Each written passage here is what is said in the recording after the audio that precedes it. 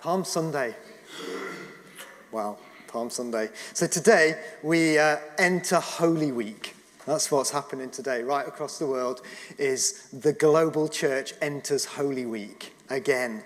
And it is the most special of weeks, isn't it, in our faith, as we remember those events which lead up to Jesus' crucifixion and ultimately his resurrection.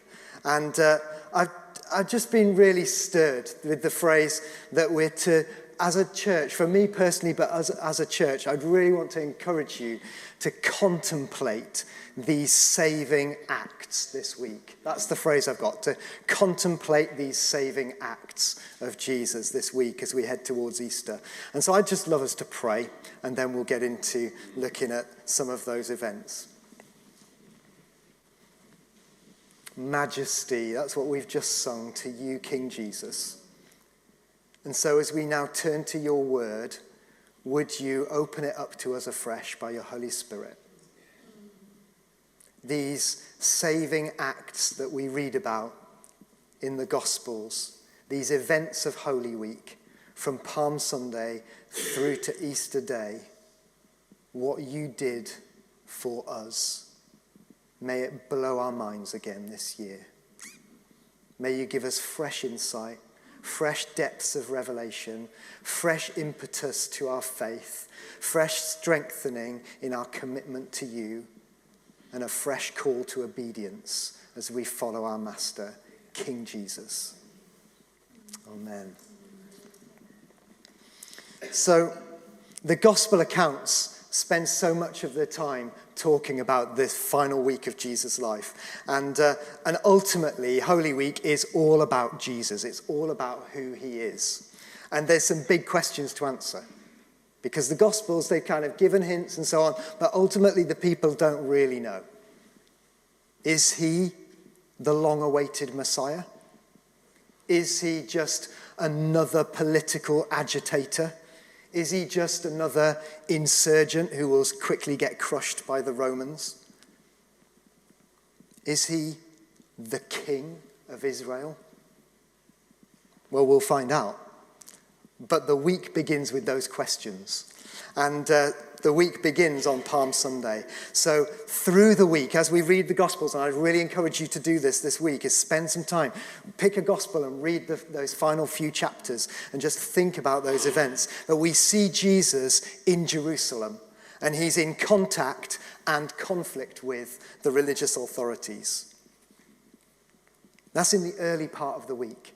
And then on Thursday, Jesus celebrates the Passover meal with his friends, before then being betrayed and arrested, and then tried, crucified, and buried on Good Friday. And then on Easter Sunday, the world changed. But I'm jumping ahead. We can't get there. We have to wait till next week. So today, what I would love us to do is just focus on the events before the crucifixion. So in that, some of that build-up, I'm going to pick out a few different things, and I want us to look at them through the lens of Jesus the King.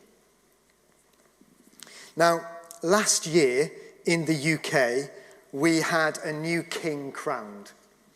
First time in 70 years, and on the 6th of May, King Charles III went and celebrated his coronation, and the nation joined together in that.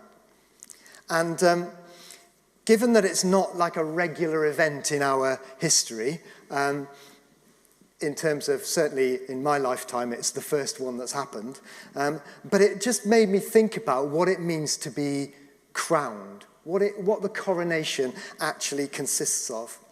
And given that Jesus is our ultimate king, I want to look at the coronation of Jesus in the light of what we saw on the 6th of May and just try and draw a few comparisons and see what we make of it. So, a coronation, any coronation, begins with the king arriving. So if you've got your Bibles with you, if you could turn to John chapter 12. And we're going to read about the king arriving.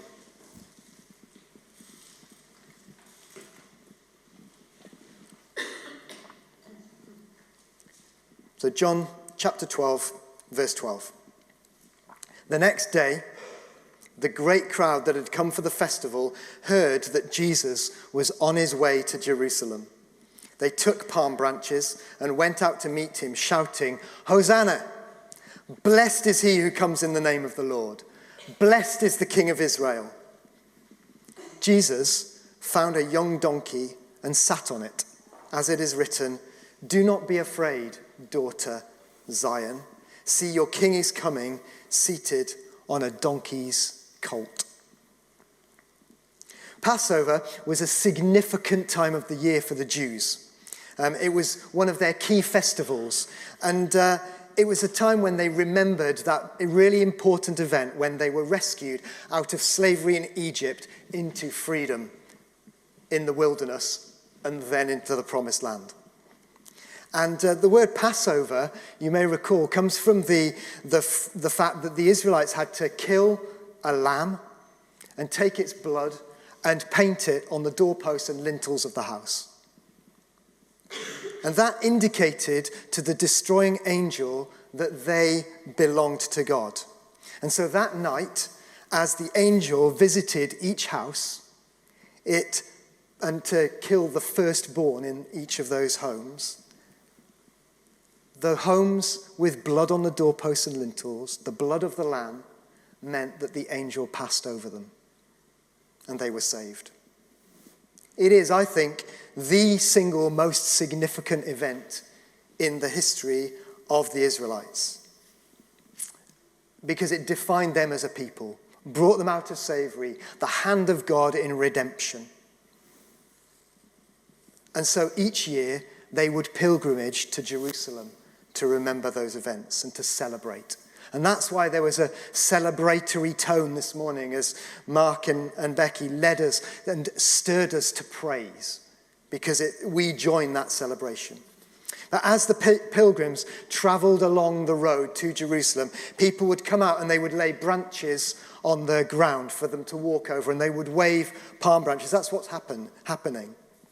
So they welcomed pilgrims into the city. And Jesus, like so many others, decided that he would go up to Jerusalem.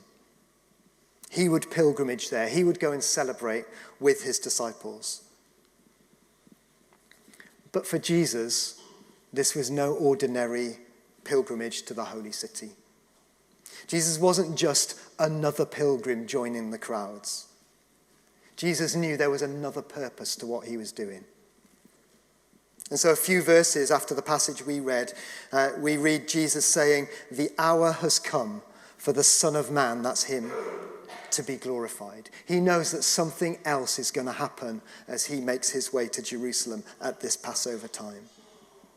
And there's a feeling, certainly in the narrative that John writes there, that the crowd anticipated something as well. Because it says the great crowd had come for the festival. They heard that Jesus was coming. And so they went out to wave their branches and to meet him.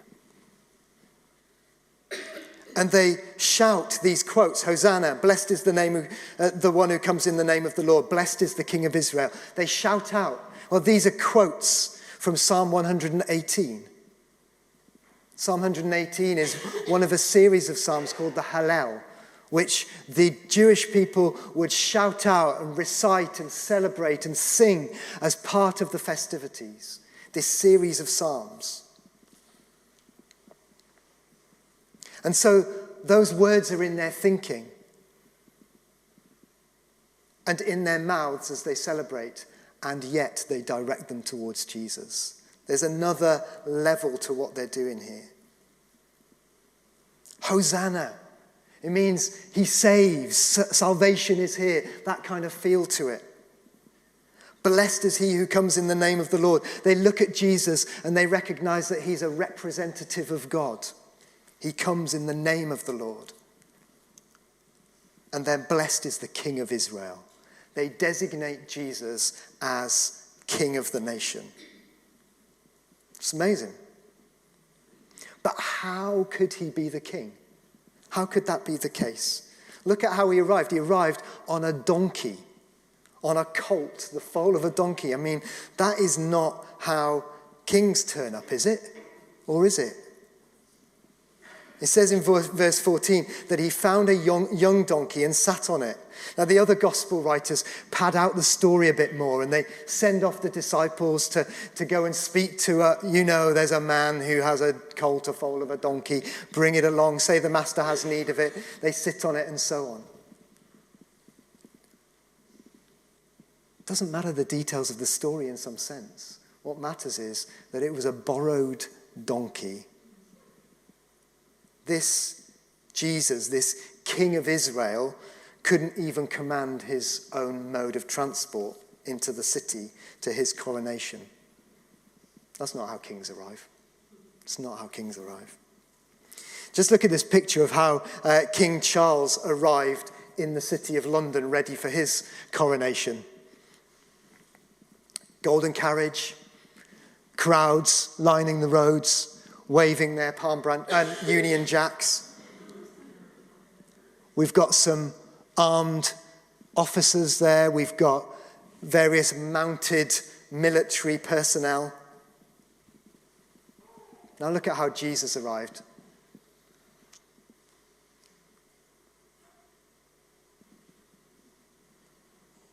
A bit of a contrast. I mean, there are some similarities. There's still a crowd waving, dancing, celebrating, laying things out on the ground. But there's no military attachment accompanying him. There's no grand carriage. Do you know, Charles, I didn't realize this till the other day when I was researching this, but Charles used 2 different coaches for his coronation. So on the way in, he used the Diamond Jubilee state carriage, and on the way out, he used the gold state carriage. I mean, how many carriages does one king need? At least 2, it would appear. But they demonstrate the history, the wealth, the grandeur that comes with the office of being king or queen of England, the UK. But for Jesus, there was no horse-drawn carriage or chariot, no army marching in time with him, no glamour, no gold. He arrived on a borrowed donkey that morning, and he left on foot to go and stay at a friend's house overnight. Demonstrates his poverty and his humility.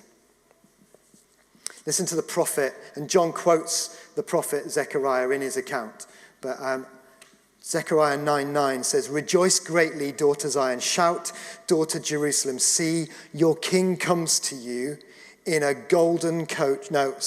See, your king comes to you, righteous and victorious, lowly and riding on a donkey, on a colt, the foal of a donkey. And he goes on to say, he will proclaim peace to the nations. His rule will extend from sea to sea, from the river to the ends of the earth. As for you, because of the blood of my covenant with you, I will free your prisoners from the waterless pit. Zechariah saw how the true king would arrive, and that's how Jesus turned up. A donkey is about arriving in peace, as a conquering king, but in peace. Not on a war horse, not with an army, as a humble, peaceful king, ushering in a kingdom of righteousness and justice. And the crowd recognized it, and they welcomed him, because the king had arrived in their city. So that's the first thing I wanted to pick out, was the king arrives. The second thing that struck me when I was just thinking about those ceremonies last May and Jesus was the fact that there was a moment in the coronation ceremony where Charles knelt. And it was quite poignant because I don't know if you watched it or remember it, but a screen had been erected around Prince Charles. And he disappeared behind it. And no one saw what was going on behind that screen. But when the screen was taken away, we saw this picture, which is of Charles knelt there, and just in a white shirt, he was knelt. knelt before God. And it indicates his submission to God. That's the part of the ceremony where there's a recognition that the King or Queen of England is submissive before God. And what happened then was he was knelt in this plain white shirt, and then he was re-robed. His royal robes were put back on him, and then he was allowed to stand up, raised before men. So he was knelt before God, raised before men. Now there was a point during Jesus' final week where he knelt. And we read about it in John chapter 13. So if you turn the page in your Bibles. John chapter 13, verse 2. The evening meal was in progress, and the devil had already prompted Judas, the son of Simon Iscariot, to betray Jesus. Jesus knew that the Father had put all things under his power, and that he had come from God and was returning to God. So he got up from the meal, took off his outer clothing, and wrapped a towel around his waist. After that, he poured water into a basin and began to wash his disciples' feet, drying them with a towel that was wrapped around him. Jesus humbled himself and knelt to wash his disciples' feet. He took on the act of a servant. He humbled himself right down to ground level, floor level, servant level, and knelt at the feet of his apostles. Have you ever thought about how long he was down there for? 12 apostles. I assume each of them had 2 feet, both of which needed washing. Even if you do it quite quickly, you're down there for 20 odd minutes, crawling around the floor, washing off the grime, the dust, the dirt, the mud. There's filthy, stinking feet. The king kneeling. What were they thinking as he made his way around the table?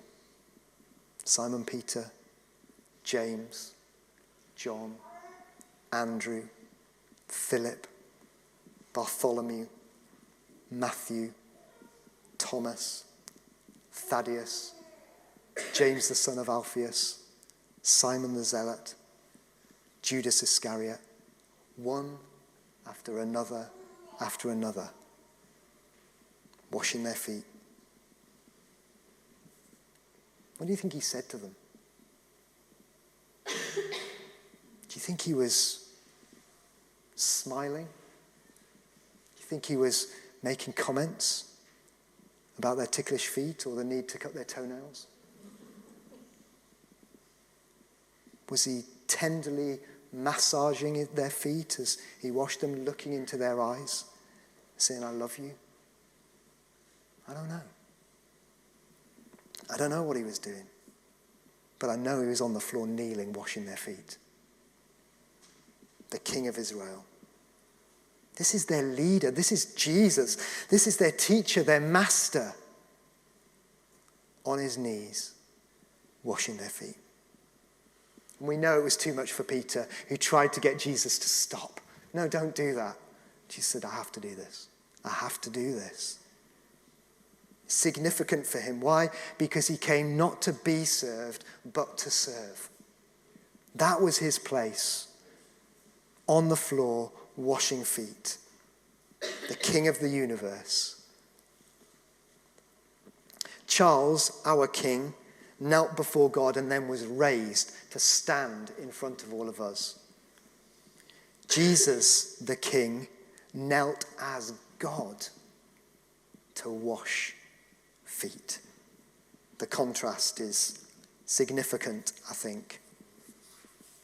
So the second thing is that the king knelt. So the king has arrived in Jerusalem. He's been welcomed by those crowds. He's then knelt humbly as a sign of service. And the third thing I want to draw attention to is that the king was kissed.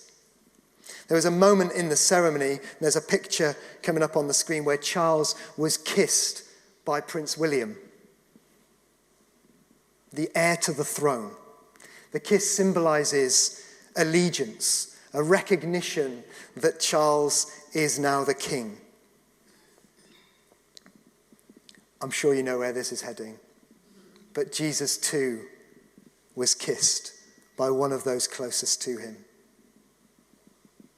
After Jesus had knelt and washed their feet and they shared the rest of the special Passover meal, they headed out to the Mount of Olives, to the Garden of Gethsemane. And there Jesus prayed, only too aware of what was to come, his quickly approaching arrest and death. But as he prayed and as his disciples slept, they're disturbed by the arrival of some soldiers and officials from the chief priests and the Pharisees. And I want to read to you from Matthew chapter 26, verses 47 to 49.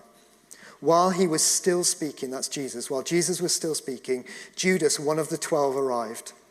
With him was a large crowd, armed with swords and clubs, sent from the chief priests and the elders of the people. Now the betrayer had arranged a signal with them. The one I kiss is the man. Arrest him. Going at once to Jesus, Judas said, "Greetings, Rabbi," and kissed him. Jesus replied, "Do what you came for, friend."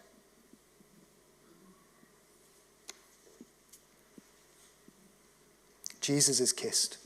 Jesus is kissed by one of his best friends, Judas Iscariot. And we can't read or think of that name, Judas Iscariot, without it being inextricably linked to this most notorious betrayal of all time.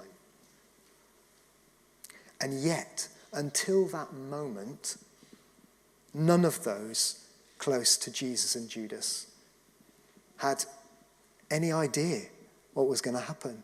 None of the other disciples, none of Jesus' followers, none of the great host of women and men who followed Jesus through the countryside, who too would have been in Jerusalem celebrating the Passover. But Jesus knew. Judas knew. He knew as he took those 30 silver blood coins from the religious rulers as a deal. He knew. And Jesus knew. Jesus knew. Even as he shared that Passover meal, Jesus knew. Even as he went around the room and stopped and washed Judas's feet, Jesus knew. No one else knew, though, until Jesus is kissed.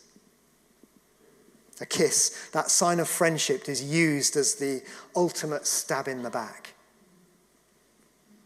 A kiss, the sign of intimacy, becomes a sign of treachery. Kiss, the sign of honor, becomes a sign of duplicity. Kiss, the sign of allegiance, becomes that sign of betrayal. And the contrast between the two kisses, the kiss that Charles experienced of honor, loyalty, allegiance from his son, who is the heir to the throne, in contrast with the kiss that Jesus experienced of betrayal, dishonor, and death. The king is kissed. And the fourth and final aspect I'd like to look at, and you've probably guessed this because you can't have a coronation without a crowning, so the king is crowned. And obviously this is like one of the highlights, isn't it? When the crown is placed on the new king or queen's head. Moment of high drama, huge symbolism. And last May it happened and looked something like this picture. So there it is, crowned by the Archbishop of Canterbury. The crown that Charles wore, and some of you will know the name of it, and I forgot to look it up, but it's essentially like priceless. I find it weird how something can be worth so much that you can't like buy it because it's, there's no value that covers it. Anyway, but Despite that, experts apparently have had a go at valuing it theoretically, whatever that means. And they've come up with estimates between £3 billion and £5 billion, which I think is quite a broad range. But anyway, maybe if you've got that many billions to spend on a crown, it doesn't really matter. But it was so valuable that it was transported under armed guard from the Tower of London to the cathedral, to the church, ready for the coronation. It's an eye-catching crown. It's a controversial crown. But there's no doubt that it's valuable, and there's no doubt that it's special. So special that people will pay money and queue up to go and look at it in the Tower of London. How was Jesus crowned? Well, let's read it. John chapter 19. Verses 1 to 3.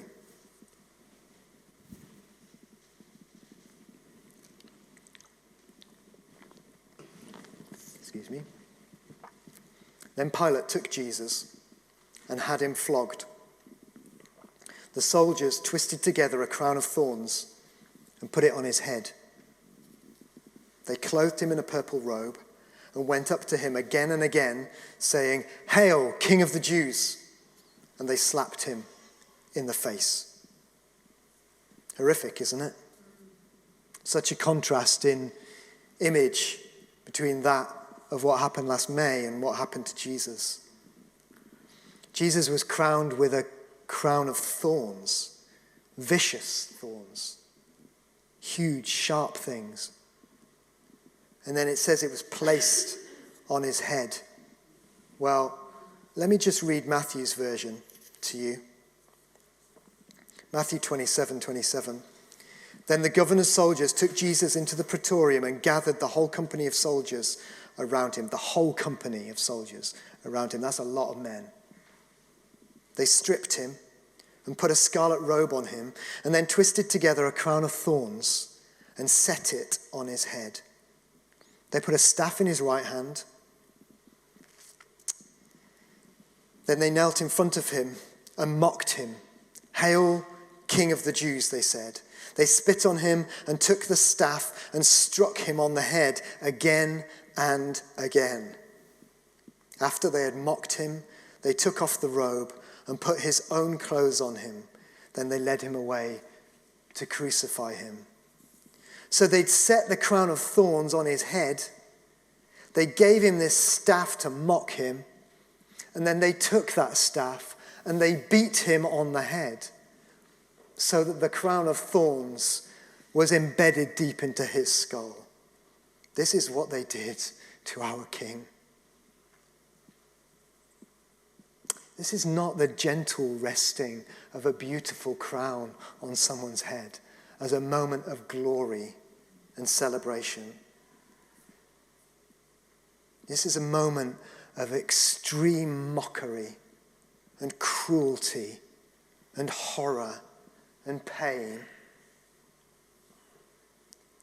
as they seek to diminish Jesus to nothing. The scene is so far from that magnificence that we saw last May.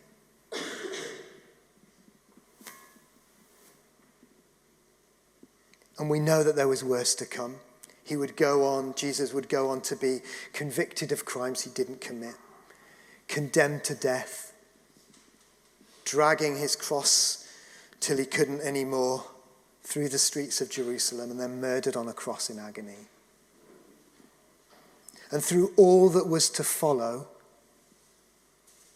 that cruel crown would remain in place. A wicked statement of Jesus' true status. But the King is crowned. And we know that in due course there will be something far more glorious that we will get to see. But I want us to, in Holy Week, remain in the place where this is the crown that we remember Jesus wearing, because that was part of these saving acts that we're to meditate and contemplate. And so, as we conclude, the band are going to come and we're going to sing as a response together. But as we conclude, I just want to ask the question, where do you see the true majesty? In the images that have come up on the screen, you've seen 8 images there. Where do you see the true majesty? Do you see it in the arrival in the golden carriage, or the arrival on a borrowed donkey? Do you see it in the kneeling, waiting to be raised and elevated, or the kneeling that washes the feet? Do you see true majesty in the kissing of a loyal subject and heir, or in the way he responded to the kiss of betrayal? Do you see true majesty in the glamour of a glorious crown, or in the pain and horror of the crown of thorns? Can we just stand for a moment in the presence of our King? And I'd encourage you to close your eyes and picture Jesus. Draw near to him. Different bits of this talk will hopefully have struck different people in different ways, resonated with you, but just allow him to fill your gaze now. King Jesus, the King of Israel, coming in celebration, kneeling to serve, betrayed by a kiss, and crowned with thorns. But King Jesus, we want to worship you.